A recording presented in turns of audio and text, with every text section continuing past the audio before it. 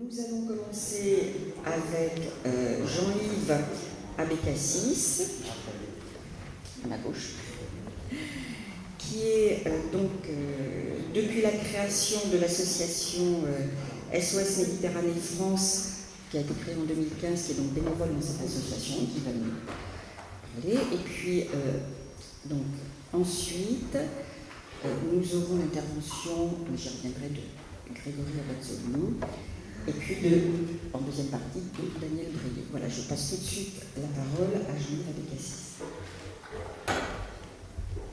Merci de votre invitation. Être spectateur de la tragédie des naufrages en Méditerranée des migrants qui essaient d'atteindre l'Europe, ou essayer d'avoir un comportement citoyen en essayant d'infléchir le cours des choses, c'est ce choix et cette question qui s'est posée à une toute petite poignée de citoyens européens à la fin de l'année 2014, des Allemands et des Français, un très petit nombre, qui se sont demandé si on était contraint d'être spectateur de cette tragédie. Le drame avait déjà commencé au début des années 2000. On chiffre à peu près 50 000 le nombre de personnes qui ont disparu en mer Méditerranée en tentant d'atteindre l'Europe. Est-ce qu'on pouvait y faire quelque chose? Le pronostic était que cette tragédie, ce drame allait s'approfondir. Et ce qui s'est passé depuis 2014 l'a malheureusement prouvé.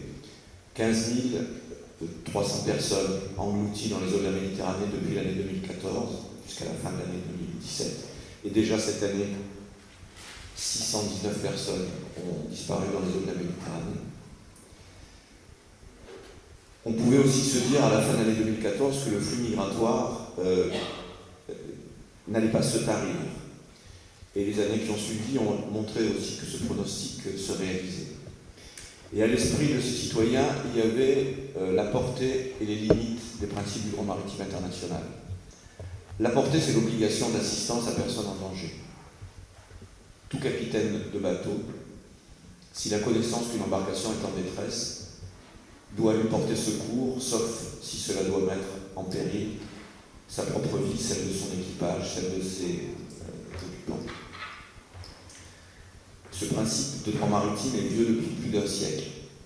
Il s'y a ajouté d'ailleurs un autre principe, qui est que cette obligation d'assistance doit se faire indépendamment des circonstances dans lesquelles se déroule le risque de naufrage, c'est-à-dire sans analyser la situation, sans savoir où viennent les gens, sans savoir quel est leur destin s'ils arrivent en Europe.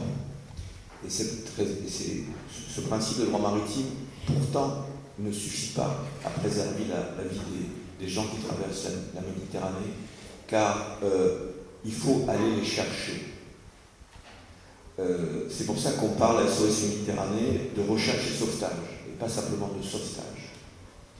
L'obligation de sauvetage ne sera pas suffisante si on n'est pas sur la route des gens qui sont en danger de naufrage. Et d'ailleurs, l'Europe elle-même, à la fin de l'année 2013, lorsque se produit le grand naufrage de Lampedusa, où plus de 500 personnes ont été jetées à l'eau, où peu ont survécu, l'Italie, face à l'opinion publique très émue, l'opinion publique italienne, le gouvernement italien décide d'organiser l'opération Mare Nostrum, avec des moyens comme un État peut les avoir, plusieurs bateaux, des avions. Et en l'espace de 12 mois, 150 000 personnes sont tirées des eaux de la Méditerranée, ce qui donne une idée de la tragédie potentielle. Pourtant, l'Europe demande à l'Italie de mettre fin à cette opération de recherche et de sauvetage, puisque les bateaux italiens allaient au-devant des embarcations en détresse. Ils ne se contentaient pas d'appliquer le principe d'obligation de sauvetage. L'Europe demande de mettre fin à cette opération avec l'argument qui est ce sauvetage risque de créer un appel d'air auprès des candidats à l'immigration. Cet argument, outre le cynisme moral qu'il comporte, relève d'une ignorance complète de ce qui se passe dans la tête des gens qui prennent ces bateaux sur les plages libyennes. Ils ne le font pas à l'issue d'un calcul coût-avantage, chance de s'en sortir ou pas, mais qui le font comme on se jette d'un immeuble en flammes, c'est-à-dire avec l'énergie du désespoir. Et s'il le fallait, les chiffres qu'on a pu enregistrer des arrivées en Italie pendant l'opération Mare Nostrum et après son interruption, sur des périodes comparables, c'est-à-dire 12 mois contre 12 mois, on assiste à, en fait, non pas un effondrement du nombre d'arrivées en Italie, comme cette analyse européenne le pronostiquait, mais au contraire une augmentation. C'est dire que cette idée d'appel d'air est moralement cynique, mais ignorante de la réalité des choses. Donc, une poignée de citoyens européens, fin 2014, se dit que si l'Europe tourne le dos à ses obligations morales et légales, alors il faut que les citoyens le fassent. Et le faire, à ce moment-là, ça veut dire trouver un armateur qui confie son bateau, qui le loue, trouver, c'est-à-dire recruter une équipe de marins sauveteurs aptes à faire ce type d'opération, et j'y reviendrai, qui n'est pas une opération banale, courante, et qu'on apprend complètement dans les écoles de marine, rencontrer une équipe médicale qui organise une clinique à bord. J'en profite pour dire que la première a été celle de Médecins du Monde, et elle a été relayée ensuite par Médecins sans frontières. Tout ça coûte 4 millions d'euros par an. La poignée de citoyens qui se pose cette question n'a pas 1 euro, et très vite on va comprendre qu'il n'y aura aucun euro public d'aucun État de l'Union européenne. Et donc, l'idée c'est de croire que non seulement c'est nécessaire, mais que ça va être possible. Et la très bonne nouvelle, c'est que ça a été possible très rapidement.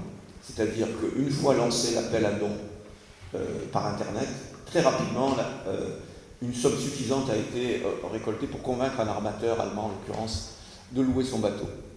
C'est une naissance de mouvement citoyen à partir simplement de la conviction. L'idée, c'est de créer cette association et ce projet dans un cadre européen. Pour une raison qui saute aux yeux, c'est que maintenant qu'on connaît l'évolution des flux migratoires, c'est que c'est l'Europe qui façonne les chemins migratoires, qui organise ces couloirs, qui ouvre des portes et qui en ferme d'autres. Vous avez vu hier comment s'est organisée la fermeture de la porte entre la Turquie et la Grèce.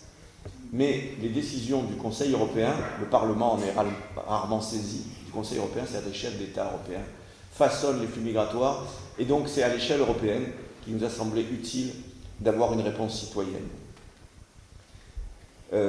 Ce projet s'inscrit également dans le cadre du droit maritime, c'est-à-dire non seulement de l'obligation d'assistance, mais aussi de la régulation des opérations de sauvetage. En 2 mots, la responsabilité des opérations de sauvetage est très régulée. Celles qui se passent dans les eaux territoriales relèvent des États limitrophes. Celles des eaux internationales donnent lieu à un découpage de la mer Méditerranée en zones, et celle qui nous occupe entre la Libye et l'Italie est sous responsabilité de Malte et de l'Italie, en pratique uniquement de l'Italie jusqu'à maintenant, parce que Malte ne fait rien. Et donc, il y a un processus de régulation qui est organisé par un centre de régulation des secours qui est basé à Rome et qui va de l'enregistrement des signaux de détresse, la localisation des embarcations donc qui lancent les appels au secours, le fait de dépêcher le navire le plus proche, qui peut être un bateau d'une ONG, mais qui peut être aussi celui de la marine marchande ou un bateau militaire, et le fait de définir le port de débarquement des rescapés, en l'occurrence dans un port italien. Vous voyez que tout ça est très organisé, ne laisse pas la place à un bateau pirate. Le fait de sauver des gens de son propre chef et de le faire entrer sur un territoire de son choix, évidemment, contrevient absolument à toutes les lois. Donc c'est hors évidemment de ces infractions que nous situons et dans une régulation purement conforme au droit. Je précise cette conformité au droit de façon un peu lourde, parce que les déroulements de ces derniers mois montrent que d'autres ne respectent pas le droit maritime international au mépris de la vie des migrants qui essayent de traverser la mer. En un peu plus de 2 ans d'opération, et en tenant compte de la dernière opération de sauvetage qui vient de se dérouler la semaine dernière, 28 688 personnes ont été accueillies à bord de l'Aquarius, le bateau affrété par SOS Méditerranée. 16% sont des femmes, 30% sont des mineurs, 24% sont des mineurs non accompagnés. Et dans le dernier sauvetage, celui de la semaine dernière, sur 105 personnes qui ont été accueillies à bord, il y avait 34 mineurs et je voudrais préciser qu'il y avait 6 enfants de moins de 13 ans. On se demande souvent qui sont ces mineurs non accompagnés. On imagine des adolescents de 15 ou 16 ans qui partent seuls de leur pays d'origine. Mais il y a aussi tous ceux qui ont perdu leurs parents au cours du trajet.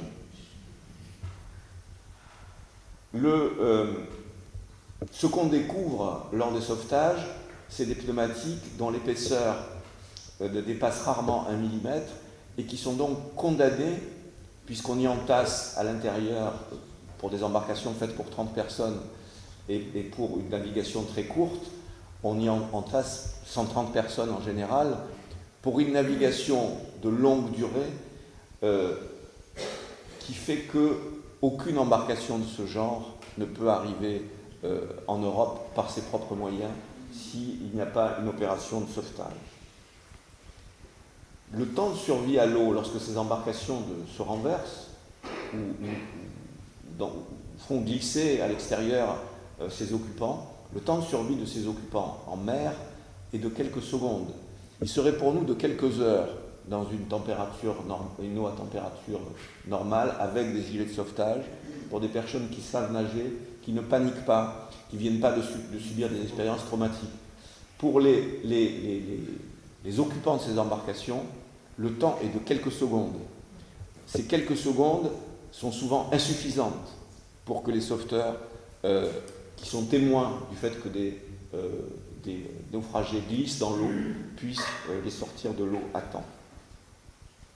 Le repérage des embarcations en détresse se fait souvent à la jumelle, c'est-à-dire que c'est repérer une tête d'épingle à un horizon qui se trouve à une dizaine de kilomètres de l'Aquarius. Il se fait par appel sur les téléphones satellitaires lorsque les passeurs en ont vendu aux occupants du pneumatique. C'est une option. En plus du prix du passage, les gilets de sauvetage sont en option, le téléphone satellitaire l'est aussi. Il peut être aussi détecté, l'embarcation en détresse peut être détectée par des moyens aériens des marines, des militaires. Le sauvetage de masse est un métier qui s'apprend et qui s'est appris sur le tas. Il comporte des choses qu'on n'apprend pas dans les écoles.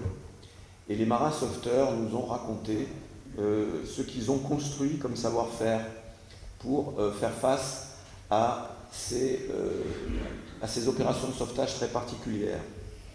On apprend par exemple que le fait d'envoyer un Zodiac au devant de l'embarcation en détresse est la pire des choses. Pas un, mais il en faut 2. Parce que 1, ça veut dire que tout le monde se penche du côté des sauveteurs. Et c'est fatal.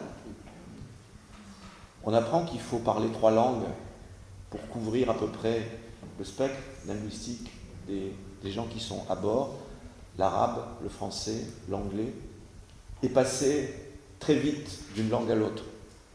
Des messages courts de 5 secondes, de manière à garder l'attention de tous les gens qui sont à bord. Je voudrais préciser que les gens qui sont à bord ne sont pas une collectivité humaine solidaire, a priori. Les gens viennent de loin, une dizaine de pays d'Afrique, ne se connaissent pas souvent avant de monter à bord, ne s'estiment pas nécessairement, ont pu avoir des rapports de compétition entre eux. Ce ne sont pas des saints.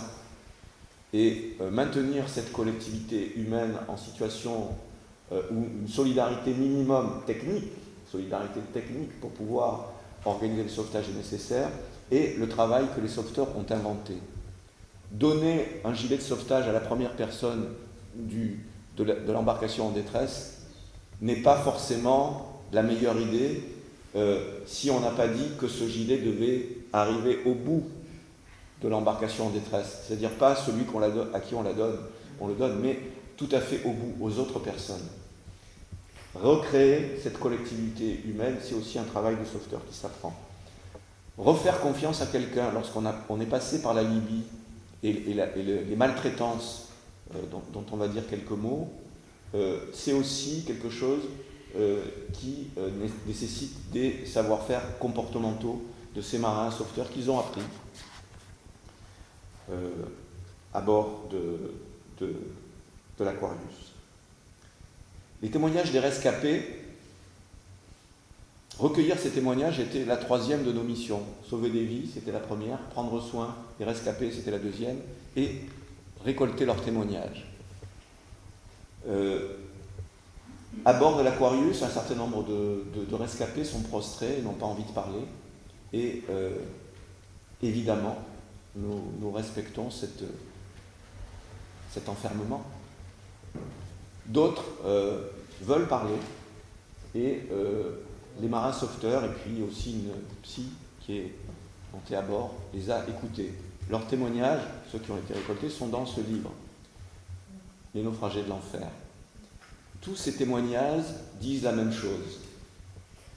Et ils le disent depuis longtemps, depuis le premier sauvetage. Si on avait pu passer le témoignage qui a été recueilli à bord de l'Aquarius, vous auriez entendu quelqu'un qui a parlé en mars 2016, c'est-à-dire il y a plus de 2 ans. Ces témoignages disent que traverser la Libye, c'est courir le risque d'être détroussé, enlevé, détenu contre son gré, mis au travail forcé, torturé contre rançon auprès des familles au téléphone, violé, vendu sur des marchés aux esclaves. Tous disent ça. Depuis mars 2016, des rapports internationaux sont venus établir, documenter ces témoignages. Ils sont nombreux, j'en cite quelques-uns. En décembre 2016, le rapport de la mission d'appui de l'ONU en Libye, conjoint avec le HCR. En avril 2007, un rapport de l'Organisation internationale pour les migrations. En juin 2017, puis en février 2018, un rapport auprès du président du Conseil de sécurité. En septembre 2017, évidemment, un rapport de la Commission européenne des droits de l'homme. Tous ces rapports disent les mauvais traitements, ils disent aussi que la porosité est établie entre ceux qui sont les gardiens de ces camps en Libye, ceux des milices qui bloquent et régulent le flux migratoire et qui sont financés depuis quelques mois par des fonds européens pour la régulation de ce flux migratoire, les gardes-côtes libyens eux-mêmes qui sont financés, équipés, entraînés, dotés de matériel par des fonds européens depuis l'accord de La Valette en février 2017. Malgré ça, l'Union européenne a décidé en 2017 de confier à la Libye la gestion de la frontière maritime.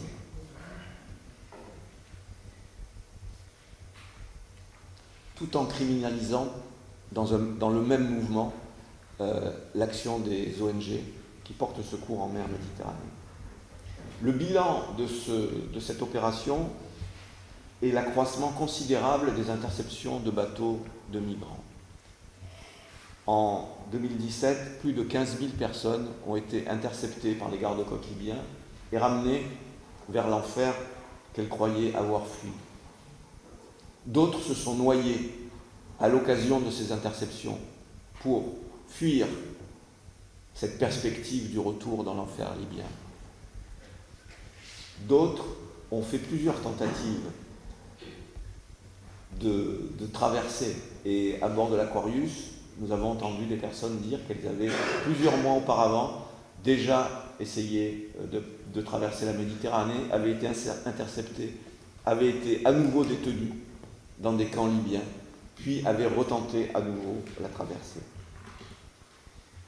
Ce qui est grave dans ces derniers mois, c'est la nouvelle coopération entre les autorités italiennes et les autorités libyennes, qui fait que le désengagement de la marine italienne dans les opérations de secours se traduit par le fait de confier la régulation des sauvetages aux gardes-côtes libyens.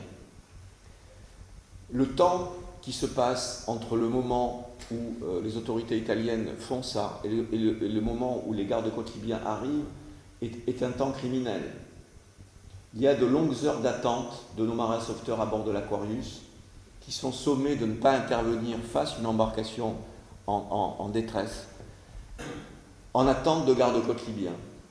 Lorsqu'ils arrivent, ils font l'interception et on voit les rescapés, puisqu'il faut encore les appeler rescapés puisque leur vie a été sauvée, les gens reconduits vers l'enfer qu'ils ont fui.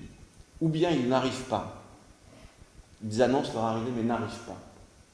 Et on voit la situation se dégrader à bord d'un pneumatique avec interdiction de porter secours, parce qu'on attend les gardes-côtes libyens.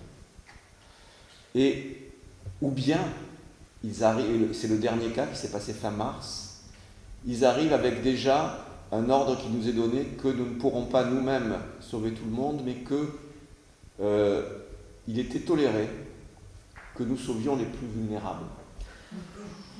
Qui fait le tri ? Qui va faire le tri des plus vulnérables ? Et c'est pourtant cette injonction cruelle que, dans le silence des autorités internationales, les marins sauveteurs d'ONG, c'est à cette injonction qu'ils doivent se conformer. Ne pas obéir à ces ordres est une possibilité. Le bateau de Proactiva Open Arms, une ONG espagnole, se trouvant devant le choix suivant, ayant sauvé des gens, les ayant accueillis à bord de leur bateau, et face à une demande des gardes-côtes libyens de leur transférer les rescapés, armes à la main, on dit non.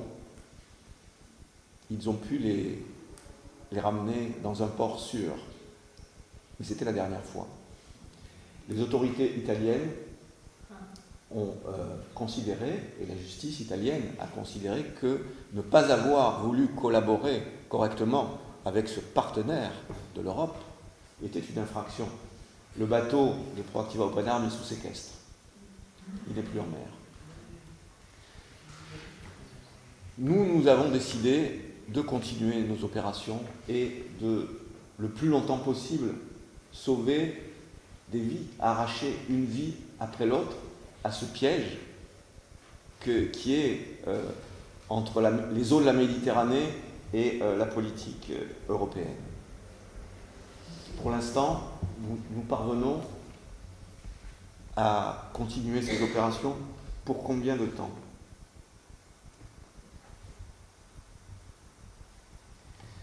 Comme le temps passe, je voudrais conclure sur une chose. Nous allons dans les écoles expliquer ce que je viens de vous expliquer.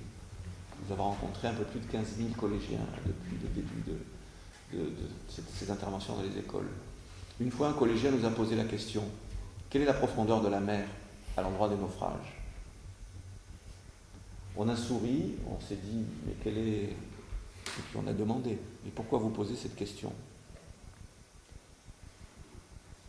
Si on voulait repêcher les corps pour faire des funérailles, il a fallu que ce soit un gamin de 4e qui nous pose cette question, qui nous est rarement posée dans les réunions d'adultes. Il faut savoir que on dit par facilité que la Méditerranée est un grand cimetière. Non, ce n'est pas un cimetière, c'est un charnier. Un cimetière, c'est des funérailles. Et une fois, en 2013, suite à l'arrêt des opérations Mare Nostrum, il y a eu un grand naufrage, 800 personnes se sont renversées. Il n'y avait aucun secours à cette époque, aucune organisation autre que simplement l'obligation du droit maritime qui, on l'a vu, n'a pas suffi. Des Italiens bénévoles ont décidé de repêcher des corps pour les identifier, pour informer les familles, pour organiser les sépultures. C'est très rare. Les autres sont dans un charme. Voilà, je vous remercie.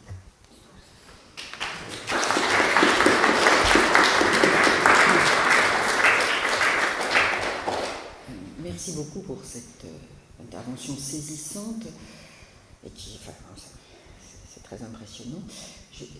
Alain, je te passe la parole pour un commentaire, si tu peux. Ou voir, moi. Celui-là est mieux